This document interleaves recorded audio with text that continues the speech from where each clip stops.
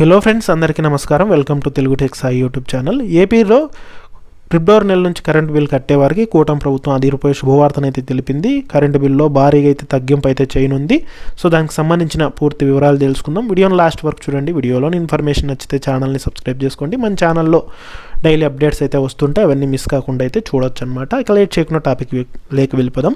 విద్యుత్ ఛార్జీలపైన కూటమి ప్రభుత్వము ₹10 శుభవార్తనైతే ప్రకటించింది. ముఖ్యంగా ఈ ఫిబ్రవరి నెల నుంచి ఎవరైతే కరెంటు బిల్లులు చెల్లిస్తుంటారో వారికి ₹10 శుభవార్తనైతే చెప్పింది. అందులో భాగంగానే చూసుకున్నట్లయితే కనుక దీనికి సంబంధించిన ఒక అఫీషియల్ అప్డేట్ కూడా అయితే వచ్చింది. సో ఎవరెవరి కరెంటు బిల్లులు అయితే తగ్గనున్నాయి, ఎందుకు తగ్గనున్నాయి అనేది అయితే తెలుసుకుందాము. సో కూటమి ప్రభుత్వం అధికారంలోకి వచ్చిన తర్వాత సో అప్పటికి రాష్ట్రంలో చూసుకుంటే యూనిట్ విద్యుత్ ధర అనేది ₹5.19 అయితే ఉండేదన్నమాట. సో దాన్ని వచ్చేసి ప్రస్తుతానికి ₹4.90 తగ్గింపు చేసామని అయితే చెప్పడం అయితే జరిగింది.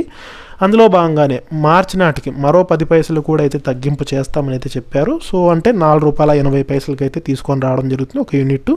అలాగే వచ్చే 3 ఏళ్ళు అంటే ఎన్నికల సమయానికల్లా దాన్ని సో ₹4కే తీసుకొని రావాలని చెప్పి ప్రభుత్వం అయితే కనుక ఆదేశాలు జారీ చేయడం జరిగింది. అంటే మనకు ఏంటంటే ఇప్పుడు ₹4.90 ఉంది కదా, మరొక 10 పైసలు తగ్గుతుంది, ₹4.80 అవుతుంది. ఆ 80 పైసలు కూడా తగ్గింపు చేసి సో వచ్చే 3 ఏళ్లలో దాన్ని ₹4కి తగ్గింపు చేస్తామని అయితే చెప్పడం అయితే జరిగింది. సో దీనివల్ల ఏంటంటే కనుక కరెంటు బిల్లులు అనేది ఇక నుంచి తక్కువ వస్తాయి అన్నమాట. సో ఇప్పుడు ప్రస్తుతం ఉండే దానికంటే ఇంకా తక్కువ వచ్చే అవకాశం అయితే ఉంది. మార్చికి మరో 10 పైసలు తగ్గిస్తారు కాబట్టి మరీ ఇంకా తగ్గే అవకాశం అయితే ఉంది.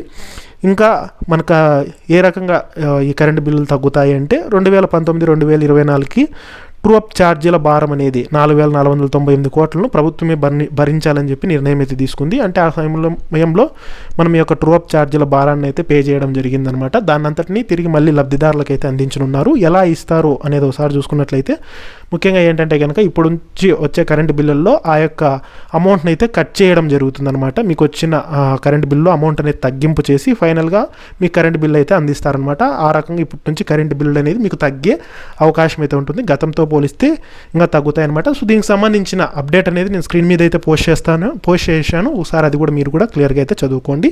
సో ఇది ఫ్రెండ్స్ లేటెస్ట్ అప్డేట్ అయితే కనుక. సో వీడియోలోని ఇన్ఫర్మేషన్ వచ్చితే ఛానల్ని సబ్స్క్రైబ్ చేసుకోండి.